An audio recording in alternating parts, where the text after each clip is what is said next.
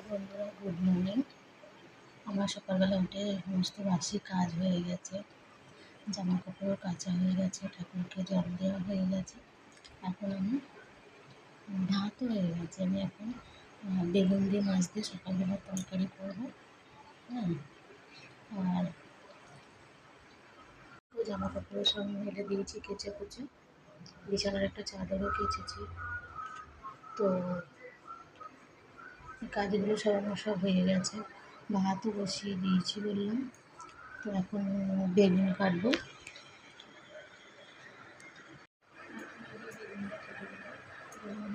তরকারি করবো, বেগুন আর কাঁচা লঙ্কা আছে, এগুলো কাটিং করবো। তারপরে ঘরের কাছে চলে এসেছি। ঠিক আছে বন্ধুরা, দেখো বেগুনটা কাটছিলাম, বেগুনটা পুরোটাই পোকা ভর্তি।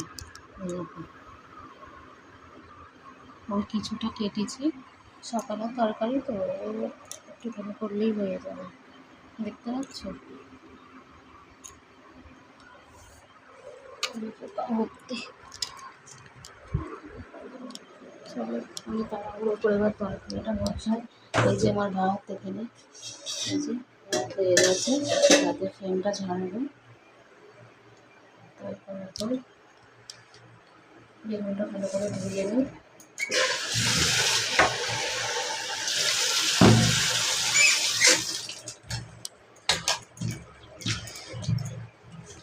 সিম্পল তরকারি করবো, রান্না করে হয়ে যাবে। বেগুনগুলো সিদ্ধ হওয়ার নিয়মটা কালকে রাত্রেবেলা মাছ এনেছিলাম, মাছটা ভেজেই রেখেছি। বেগুনগুলো গাজর দিয়ে ফোড়ন দিয়ে অল্প করে তেল দিয়ে একটু ভালো করে নেড়ে নিই। জল দিয়ে একটু ফুটবে, তারপরে নুনগুলো দিয়ে দেবো। একসঙ্গে করে নিচ্ছি, কেননা দেরি হয়ে গেছে। আমি প্রথমে কড়াইতে একটু তেল দিয়ে জিরেটা ভেজে তুলে রেখেছি। তারপরে রাঁধুনিটা দিয়েছি, রাঁধুনিটা ভাজা হয়েছে, তারপরে বেগুনগুলো দিয়ে দিয়েছি। তারপরে হলুদ লবণ দিয়ে দিয়েছি, দিয়ে বেগুনটা একটু ভাজছি। ভাজা হয়ে গেলে আর একটুখানি ভাজা হয়ে যাবে।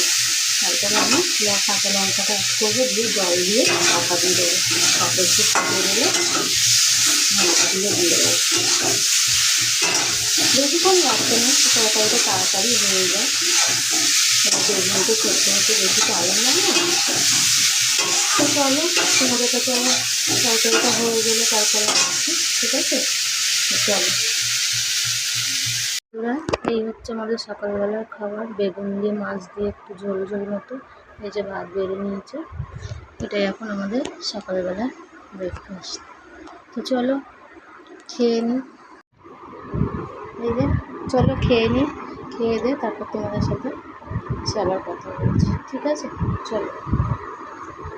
আজকে আমার হবে মোচার তরকারি, নিরামিষ করবো। এই যে মোচা নিয়ে নিয়েছি, আলু নিয়েছি, লঙ্কা আছে, জলে হলুদ দিয়ে নিয়েছি, আর এই যে আদা। তো চলো মোচাটা কাটিং করি। আর মোচাটা আজকে নিরামিষ করবো, কোনো কিছু দেবো না, ওই আদা বাটা জিরে বাটা এইসব দিয়ে করবো। তো পরে তোমাদের সাথে রান্নাটা শেয়ার করছি। তো চলো এখন মোচাটা কেটে নিই। মোচার তরকারি তো কেটে কুটে বসিয়ে দিয়েছি। এখন মসুর ডালের একটু বড়া করব। এই যে ডাল, পেঁয়াজ কাটছি, লঙ্কা পেঁয়াজ কেটে বড়া কেটে। তো দুপুরবেলা মাছের ঝোলটা এখনও, ওই সকালবেলা যে মাছের ঝোলটা করেছিলাম সেটা এখনও রয়েছে। আর এখন মোচার তরকারিটা করছি, নিরামিষই করছি।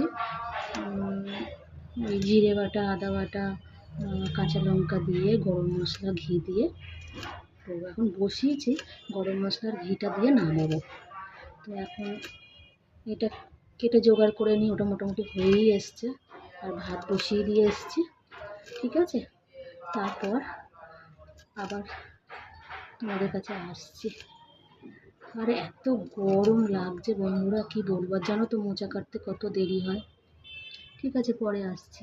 এখানে বৃষ্টি শুরু হয়েছে, আর বৃষ্টির সাথে সাথে এত বাজ পড়ছে, বিদ্যুৎ চমকাচ্ছে, দেখুন কি অবস্থা। এই যে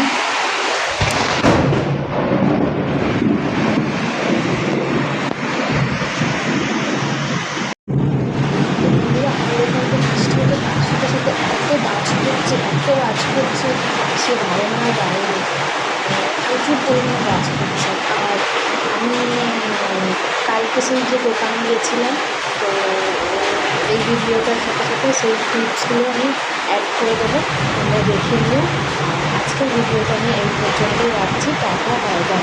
এত পরিমাণে গাছ করছে কী বলবো।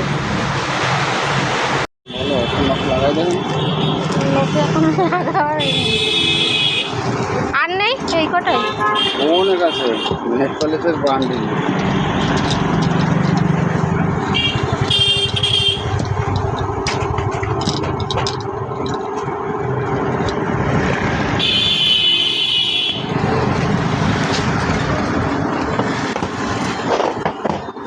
এগুলো সবই কুড়ি।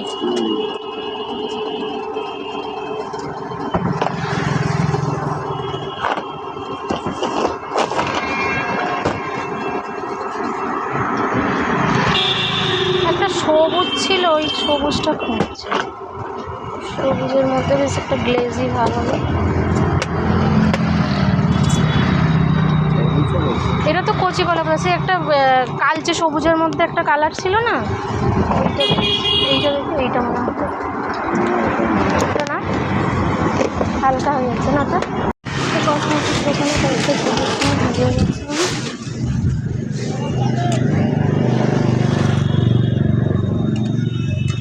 এখন বাড়ির দিকে যাই।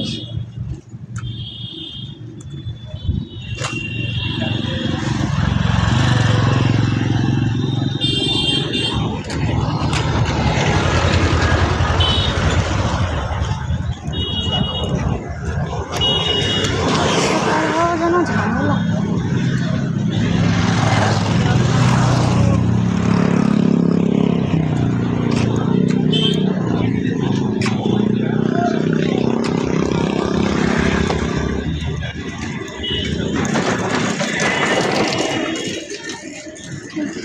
বাড়ি থেকে যাচ্ছে।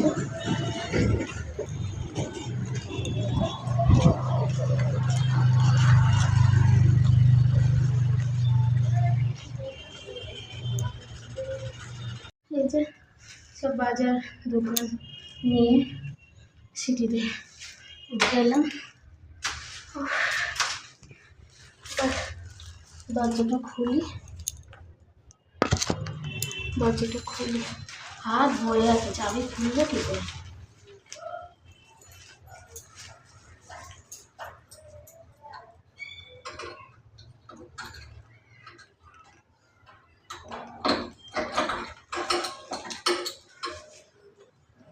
একটা হাতে খোলাই আছে। চলো এগুলো রেখে দিচ্ছি।